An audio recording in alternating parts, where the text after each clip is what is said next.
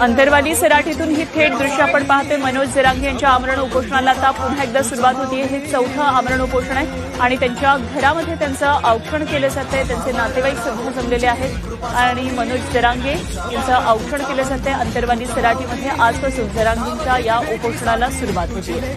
जरांगेंच्या उपोषणाला खरं तर परवानगी नाकारण्यात आलेली आहे, मात्र जरांगे आपल्या उपोषणावर ठाम आहे। सगेश्वरांच्या मुद्द्यासंदर्भात याची अंमलबजावणी व्हावी यावर ते ठाम आहेत। औक्षण करून आपल्या उपोषणाच्या ठिकाणी जरांगे चाललेले। पाहूया काय म्हणतात जरांगे उपोषणाला जाण्यापूर्वी।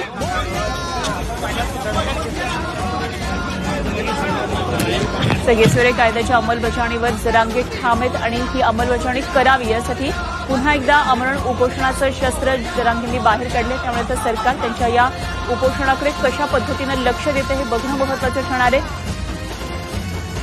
लोकसभा निवडणुकांमध्ये जरांगे फॅक्टर चांगलाच गाजला या भागामध्ये, असं तिथल्या राजकीय नेत्यांचं देखील राजकीय वर्तुळातलं म्हणणं आहे। त्यामुळे जरांगे पाटील यांच्या या उपोषणाचा आता चौथा टप्पा विधानसभा निवडणुकांपूर्वी कसा नेमका चालतो हे बघणं अत्यंत महत्त्वाचं ठरणार आहे। येणाऱ्या विधानसभा निवडणुकांपूर्वी सगेश्वरांचा मुद्दा जो आहे जरांगेंनी पुढे ठेवलेला, याबाबत सरकार नेमका काय विचार करणार हे काळच ठरवेल।